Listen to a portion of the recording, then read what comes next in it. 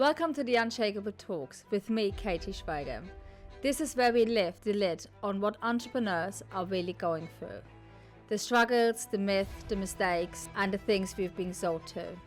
This is where we talk about how we balance business and life. This isn't another podcast teaching strategy. This is where we talk about the raw, real truth about female entrepreneurship and what it really means to run a business and life and combine both of them together. Running a business as a woman isn't harder, it's just different. And it's time we talk about this. There is no cap on what we can achieve, because behind every business, there's the stuff no one dares to talk out loud. At today's guest episode for the Unshakeable Talks, we're going to speak to Sian. And Sian started her entrepreneur journey as an NLP coach, teaching mindset and breathwork, and has since pivoted into being a children's book author. And we are going to really speak about that transition period, coming from coaching to motherhood and then becoming an author. Hello, Sian. Thank you for coming on the Unshakeable Talks. Hello. Thank you so much for having me. You're welcome. I'm really excited about this episode because I think your story is what a lot of women go through or desiring to go through. But before we get into this, what I really would like to start with is I want to speak about Sian before the big pivot. Mm-hmm. So tell me a little bit about of what you've been doing before. So I've always kind of been in education, and then I started my business around 2.5 years ago as a mindset and breathwork coach. Kind of more supporting women with confidence, self-esteem. I've always been passionate about mental health and well-being and kind of the mind and psychology. So that's where I became an NLP coach. So working really with the subconscious. And then I did that, and it made massive impact into my life, into the people, the women that I was working with. But what I felt was that the nervous system was still dysregulated and I was still burning out. So my mindset was great, the resilience was there, but I was just burning out and absolutely exhausted. So that's when I trained into breath work. So I started that business. It was really successful. I absolutely loved it. I had a membership. I didn't do any group programs. That was something maybe for the future at the time.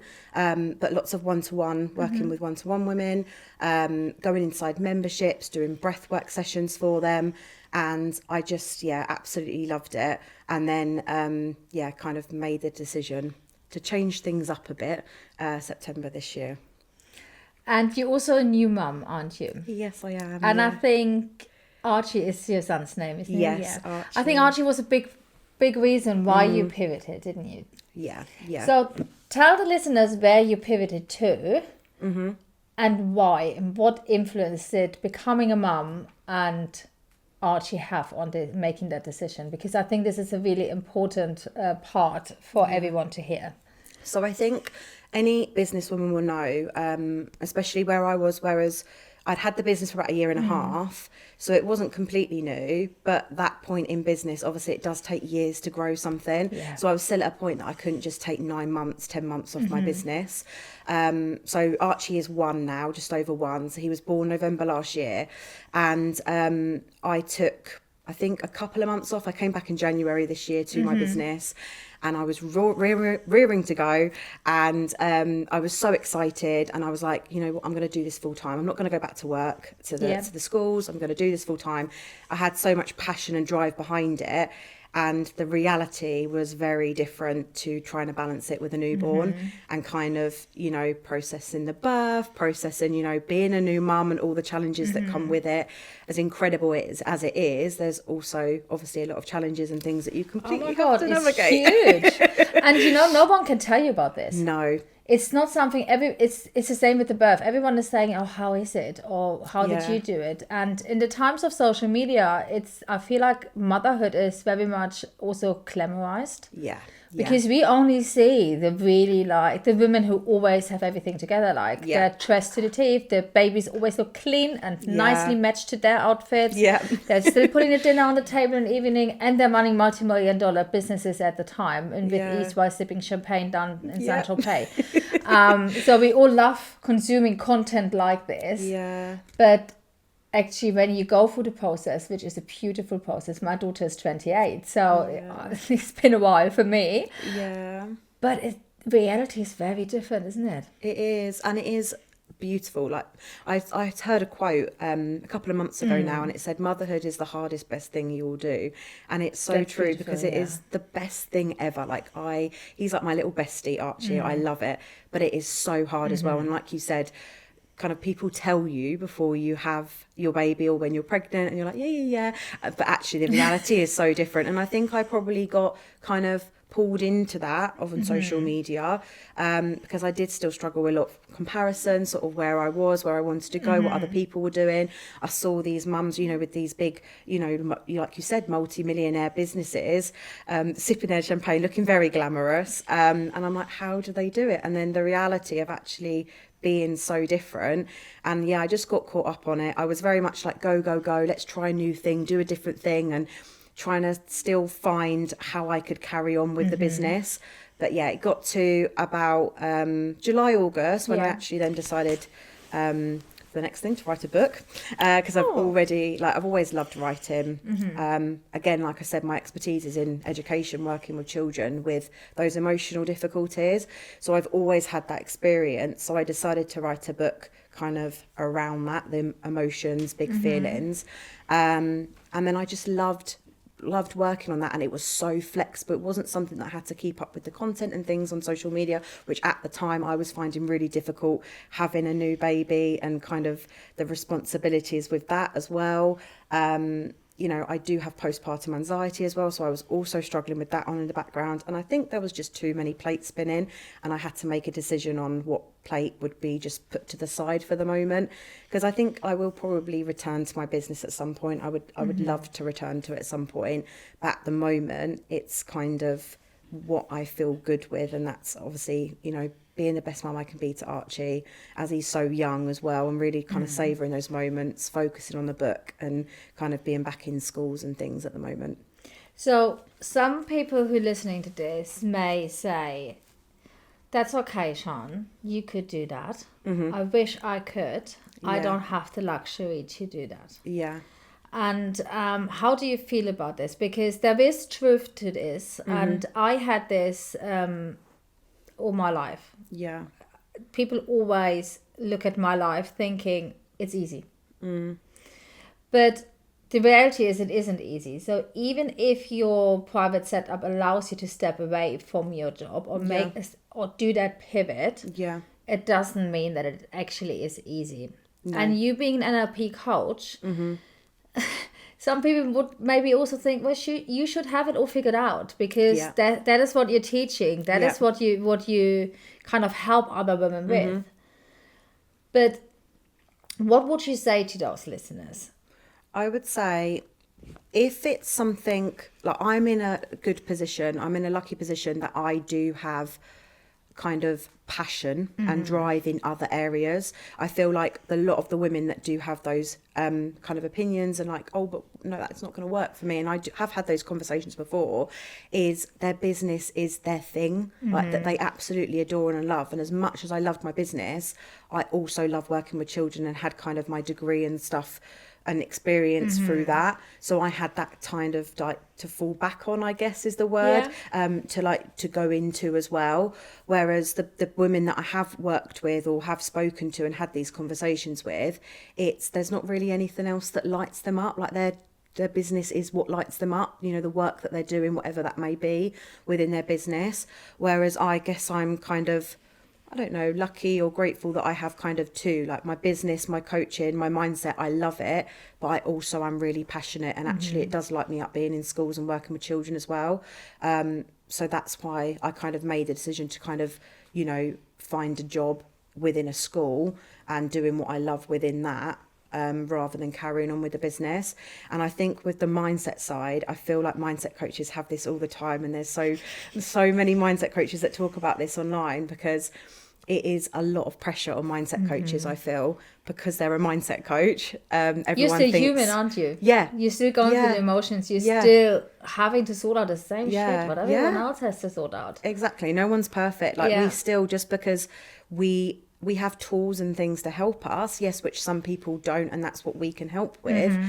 But lifes and shit still happens and we've got to Yes. deal with that. And I think as well, I don't know if you like into your like human design and things, but like I'm a generator human design. Me too. And are you? Apparently, oh, yes. Amazing. I mean, I don't know much about it. Yeah. I'm going to be really honest. It's something I'm really intrigued about and learning about. Yeah. And I'm really open about. Yeah. But I don't know enough about it to kind of really make valuable comments on it. Does Yeah. that make sense? But yeah, I get it's that. definitely, I've met a lady recently who did my chart and told me this. And it's just a little thing she said. It's like, oh my God, this is really me. Yeah. It really is me. Yeah, it's again, me, I'm not an expert in it whatsoever, but I've had my chart readings and looked into it a little bit more, and I just find things like that absolutely fascinating. And yeah, like you, a lot of the things I was like, oh my god, that's me. And one of the big things is follow what lights you up. Like if it's a hell yes, and it's got to feel good.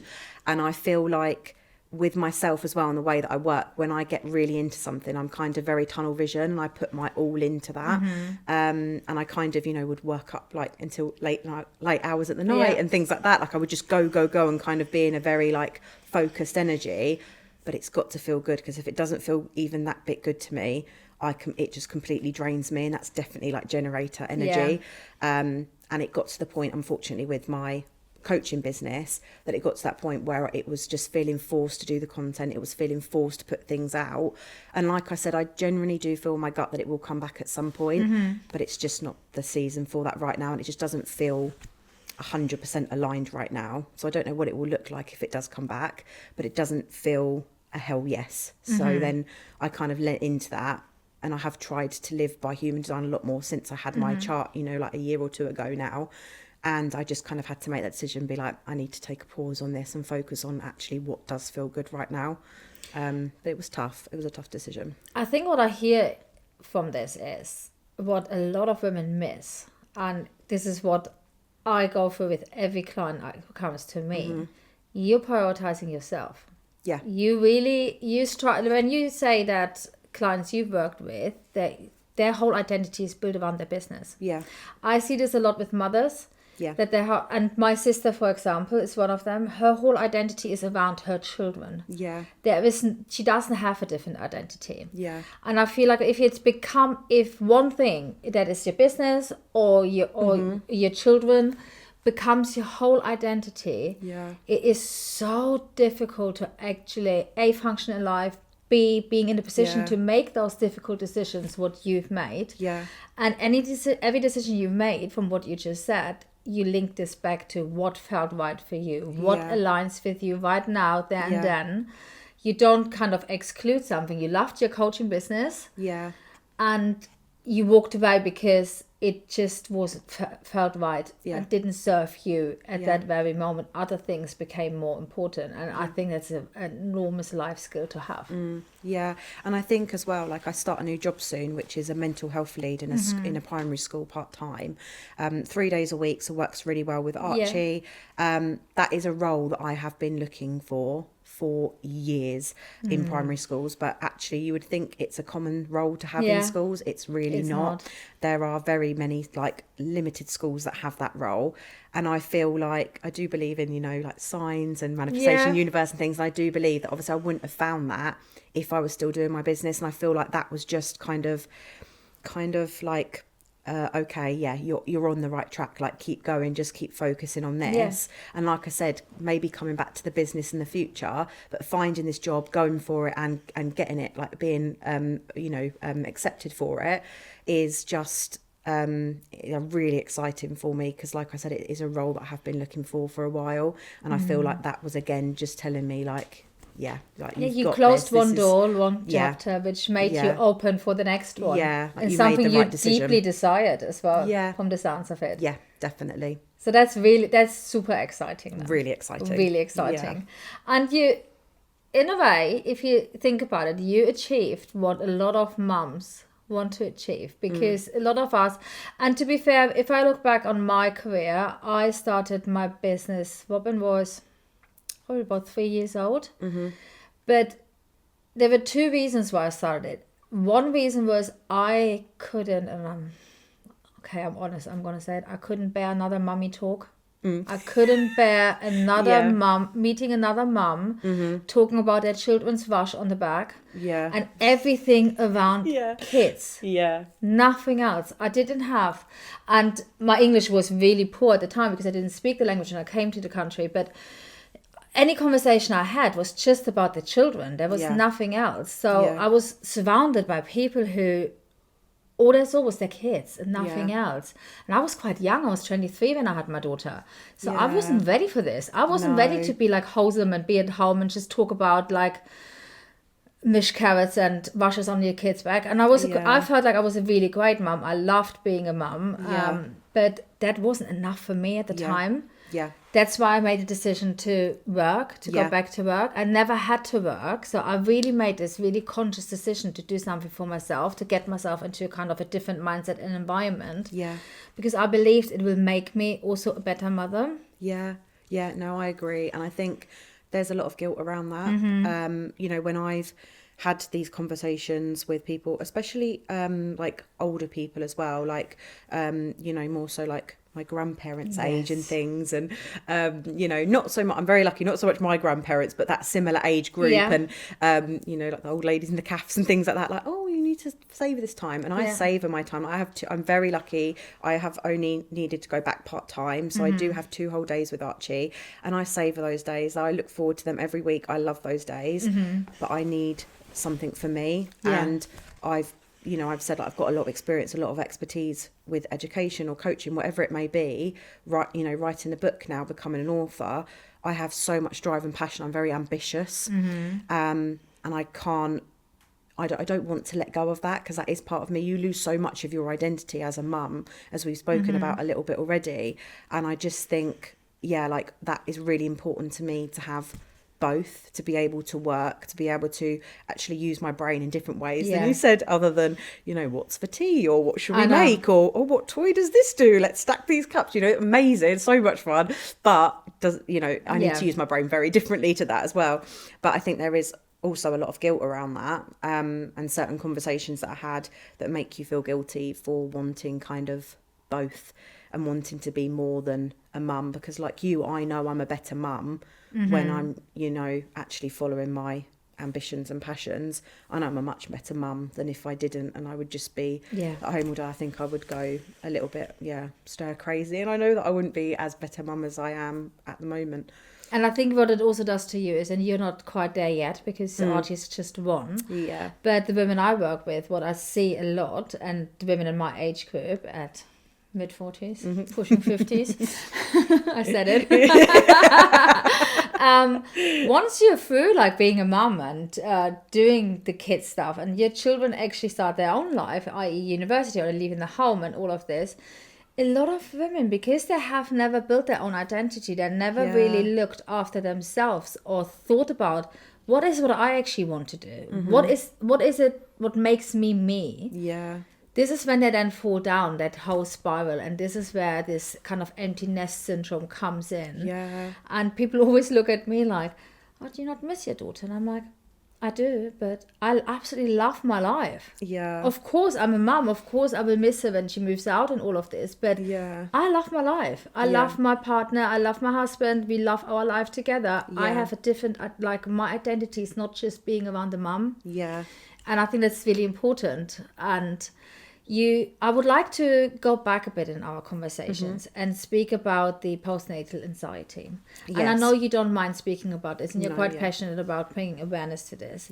And I really want to take this opportunity to do so, because so many women are quiet about it still. So many women associate shame with it. And if I can tell you a little bit for myself, because when I became a new mom, it was 23 years ago, and it wasn't spoken about. No. I definitely, looking back, can say that I definitely suffered from postnatal depression, and it definitely has shaped a lot of my behavior patterns for the years to come, because I didn't do anything about it, because I didn't know what it was. But and I know that a lot of women, once this happens, really it doesn't turn out really well for them later in life. So actually putting awareness to it is so, so important. So if you wouldn't mind sharing your experience, maybe giving the listeners some signs they could look out for if they don't have a supportive network around them, who can maybe pick up on those things for them, that would be lovely. Yeah, I think, like you said, it's definitely something that needs to be spoken about more. Mine, I typically do go, I mean, a lot of women do kind of go, keep, carry on, I'm fine. You okay? Yeah, I'm fine. And you just carry on. And that was me, in all honesty, until I went back to work in September. Much harder than I thought it was going to be, much harder. And that's kind of when it all came on top of me, because I did really struggle. Got very anxious with leaving Archie at nursery. So he goes to nursery 2 days a week, and he goes with grandparents 1 day a week. So we're lucky we have that as well. And he's lucky to have that time with them. But the nursery, at the end of the day, they were strangers. I didn't know them. There was a lot of anxiety around leaving him. And it kind of got to, it was like, I think it was a Wednesday, I was on my way to work. I'd literally forgotten his changing bag to my mother-in-law's. A little thing, but it completely triggered me, and I left fine. I was like, bye. So I was on my way to work, and I actually, first time ever, but I had a mini panic attack, and I couldn't breathe, I couldn't catch my breath, and I just went home. My husband was on night, so he was sleeping. I did wake him up, and I was like, and I just completely, floods of tears, and I was kind of like mini breakdown, and I was like, I'm really struggling, Steve. And we had a conversation, and I was like, I just think I'm suffering from postpartum anxiety. I think I'm really struggling, and I've kind of just said I'm fine. And even him, like, he was like, I knew you were struggling a little bit, because we've had those conversations, but not this much. So I feel like if you're very good at masking it, which I am, it can be a struggle for even people, if you do have around, to pick up on things. But I feel like signs, I would say, is not enjoying things as much as you did before, like things for yourself or hobbies. For me, I stopped prioritizing myself, and I'm only just getting into that now. And what I mean by that is like actually walks myself, or going for a swim, even just having half an hour to watch something on TV and not feeling like, not kind of brushing it off. And I was very much like, no, I'm fine. But actually it was months then I had gone by, and even my husband was like, we need to book you in, like go for a swim this week or something. And I was like, no, I'm fine. He was trying, bless him, but I was just very like, no, I'm all good, I don't need it. But I did. But I think it's just those things as well, kind of not prioritizing yourself, like not really being bothered to prioritize yourself, to be honest. Not liking the things that you did like, and just thinking like there's normal like anxious thoughts as a mum. I think normal worry, like all mums worry, especially new mums or like mums of little ones. But then when it takes over, I think you then have to take a step back and like, is it impacting you day to day? Which it was impacting me day to day, or your sleep and things like that. And I feel like those are probably the main signs that I was kind of brushing off, but should have really listened to. But from then, I did literally the day after reach out to my health visitor, and I've started talking therapies now. I started last week, a group program. I'm on the waiting list for a birth reflection session as well, because we did have a traumatic birth and I didn't really process that. So that's always an option at most hospitals as well, to kind of go through the practical side of what went wrong, etc. What, if you were to have another one, what could you do next time and things like that, what could go differently. So those are the things I would say to like look out for, and actually there is help out there. It's just taking that step, which is really scary to take. I was very scared at taking that step because of the shame and guilt, and like I wasn't like the thought of, oh no, I'm not coping, like I'm not coping the way you think people expect you to cope. But... And that's probably also a reason why at this very moment in your life, your coaching career, your coaching business, even though you absolutely loved it, you wouldn't be able to actually pour everything into it. You wouldn't be able to be the coach and the mentor. You want to be. So and I think that's when we talk about entrepreneurial women and entrepreneurial business, because I get this a lot. I have sometimes people in my inbox saying, but it's not just the women who find it hard, it's the men as well. I'm like, I know it is. And I always say, I have this one saying, and my husband and I, we had many conversations about this. I said, it's not that it's harder for us, it's different hard. And I think this is what everyone listening has to understand. entrepreneurship is not for everyone. This is why the 1% exists. Yeah. There's a reason why the 1% exists. It's not for everyone. Is it harder for women? I don't think it is harder. I think it is different hard. Yeah. And that's why we need to stop trying to apply a blueprint of business and entrepreneurship, which is geared to be for more the masculine energy. And this is where your coaching work comes in really well. You could obviously apply this to yourself and could allow yourself to recognize what is going on and could do the pivot. And now you're doing what you really, really want to do right now, where you're really passionate about. Yeah. So let's speak about you being an author. Yes. And the book. Really exciting. Yes, I've got my children's book out. So The Adventures of Archie. Don't show me, because you brought it with me. This one. The Adventures of Archie. The Adventures of Archie, my first holiday. And it's inspired by my son, but obviously this little boy is older than my son, but it's inspired by him when we went on our first holiday to Greece with the airport and stuff. Even when he was 7 months at the time, you could just see him kind of looking around, taking it all in, getting a little bit overwhelmed in places and stuff. It's such a new big thing. And then obviously going into the hotel room and, with the swimming pool being absolutely freezing.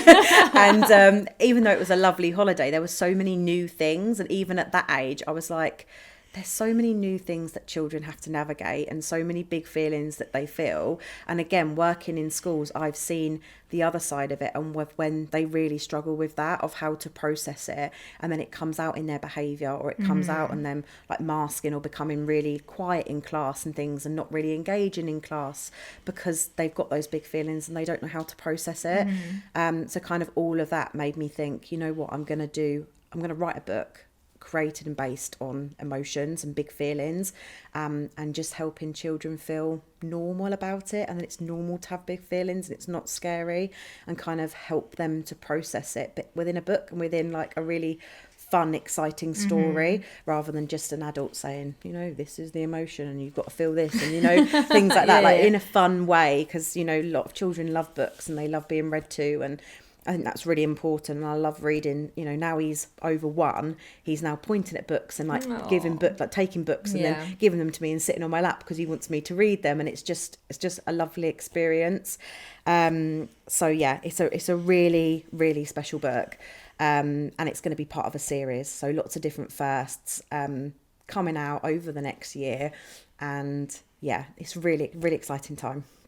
And you know what I hear is it links really back to you, doesn't it? Yeah. The book. It links back to your passion of being a mum. You absolutely love being a mum. Yeah. It links back to obviously your career as a coach, an NLP coach, the whole nervous system regulation, processing of emotions. Yeah. The only difference is you're focusing on teaching children rather than adults. And I think this is actually amazing, because we all, obviously we can do the work in our age and in adulthood, but the more this kind of work, this nervous system regulation, we all talk about all the time, and we as coaches struggle to teach our the people we work with. The more this can be taught for the young generation, the better it is, really, isn't it? Yeah, I think so. I think, as you said, we can teach and support and help women as they are now, however, whatever their age is. But I think it's so important as children to have those tools as well. And that's what I want to try and apply to the new, mental health role that I'm going to be stepping into as well, because it's so important. And in my new kind of Christmas book as well that I've just kind of written is Smell the Flowers, Blow Out the Candles, which is a really easy way of doing that deep breath, but for children, and you actually do it with them, and it's actually in the book as something that Dex the dinosaur, Archie's little friend, cuddly toy that speaks to him. Have you left Archie without his dinosaur now? I know, I have. Hopefully he will be okay. Don't feel guilty. And he tells Archie about this technique, and I think incorporating some of those in the book as well, and talking about those is really important as well, because it just gives them tools from, like you said, when they're young, rather than just kind of helping them when they're older. It's starting from when they're little. It is so important. But coming back to the listeners of my podcast, I think a lot of them will relate to your story and they will appreciate your honesty about the difficulties of trying to be an entrepreneur and a mum at the same time. So what would be your best advice to give someone who may find themselves in a similar situation and you found yourself, who feels like they're just given birth, they have their child, they want to be a bit more in their mum bubble and want to be with their children, but they have this business which obviously is going well. Yeah. And financially, we all look. We don't work just for the shits and giggles, don't we? I mean, we all want to make money. So once you have a business, even if it's not at the stage where you want it to be, once it's bringing in money, it's so hard to step away, isn't it? It is So hard, what would you say to this woman who's listening and thinking, "Oh, I wish I could get myself to do that step on actually prioritizing what I right now really, really want to do rather than what I feel like I have to do." Yeah. I think the biggest thing is kind of trust yourself, because I feel like I didn't trust I mean, I know I've taken the pivot, but it did take a while to get there. And I just felt a lot of guilt, a lot of shame, like that the success, the business wasn't successful, even though it was, but now because I'm taking a step back from it, it's not successful. And I think I just had such a lack of trust in myself, especially being a new mum. There's so many feelings and thoughts going around that, and am I doing enough job, good enough job, and am I good enough as a mum, and am I doing all these things right? And I think the biggest thing I would have to say is just take small steps is the biggest thing, but just learn to trust yourself, because when you trust yourself and you do take that leap, even the small leaps that get to that big leap, it will make sense, and you'll be like, okay, yeah, like this is the right thing to do, no matter what that looks like. So I would say just learn in small steps to trust yourself. That's a really good piece of advice, and that leads me to my next question, and one of my favorite subjects to talk about, to be honest. When you say it will make sense, I feel like for us as women, when we decide on entrepreneurship or on business or what we want to do, it makes sense, total sense in our head, but it doesn't necessarily make sense to the people around us. No. And there's so many culturally different generations, there's so many input we are getting. So how was your circle, your inner circle, like your family? Like my parents, for example, they still don't understand what I'm doing. Yeah. And I really had to learn to kind of accept that. Yeah. Because they're just a different generation. They're not entrepreneurial. They're just different, and they've been conditioned, all their life to believe something different. So how does this show up for you within family and friendships? I think for me, I'm in a very lucky, privileged situation that everyone has been really supportive, and even if they haven't got it, they've been like my biggest cheerleader still, and they're like, yeah, you've got this, you can do this, like whatever you want to do. Like my husband is so supportive, and he's like, yeah, this is amazing, and he like ripped open the book when it came from Amazon, and he was like, look, oh my god, you're an author. And he was like, said to Archie, like, your mummy is a children, and he was so excited for me, and it's so lovely, and I'm very lucky that they are really supportive. But I would say if you don't have that, or if the odd comments, because I still had the odd comments from people outside of my circle that don't really get it, and that all give me the eyes of when I've said I'm oh right, another thing, like it's almost like it's not, there's no value behind it. It's almost like okay, she's writing a little bit. That's not really a job. Like I've had comments like, oh, your next venture or your next thing, or oh yeah, that the thing that you do, the coaching stuff, and I'm like, it wasn't business. It wasn't just coaching stuff, it was an actual very successful also business. Do you know what, it has a lot of impact. You're changing people's lives. Yeah, exactly. But yeah, not everyone will get that. And I think the biggest thing, and again what I helped a lot of women with, was you have to have unshakable belief in yourself. Like you have to have that confidence, and again that trust within yourself that you are doing the right thing and you are following your heart, and you're making a difference. Because when you do have that, which I did build, like I did get to a point where obviously the odd remark still was like, But they do get to you. They do. You can be as confident as you want. They do get to you. We have off days as well. So sometimes they just get to you. Yeah, they do. They do really get to you. But I think you can try and get to a point where like the majority of the time, or it's not going to stop you from doing, like it can still impact you. It can still make you feel a bit like rubbish and a bit like, great, yeah, thanks for that. But not stop you from then carrying on doing what you're doing and making that impact. It's that trust in yourself that you are doing the right thing and you're on the right path, and it's building that, I think. Yeah.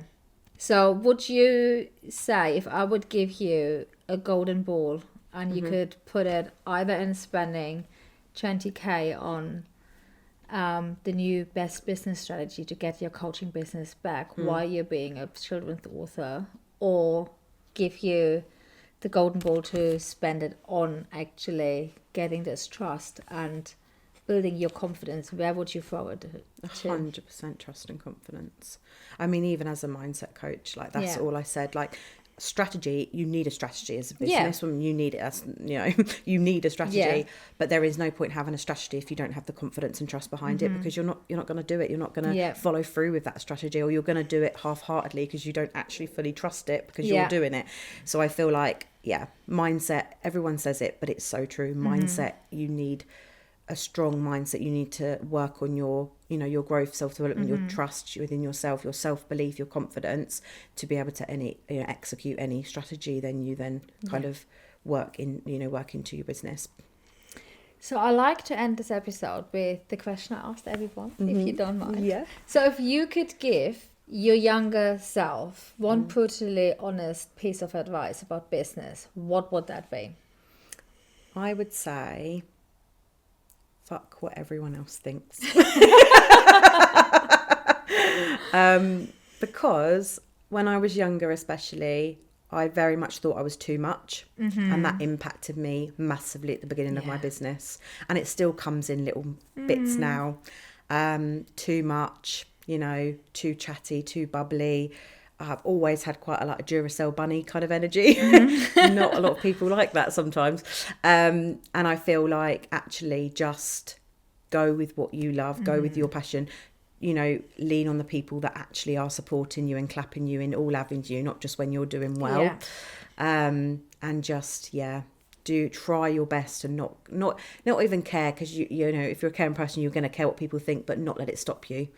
And just, again, trust yourself that you are on the right path and you are set to doing amazing things. Thank you. Thank you for coming on the Unshakeable Talks, and I can't wait to see all your books in a new year. Thank you so much for having me. Thank you.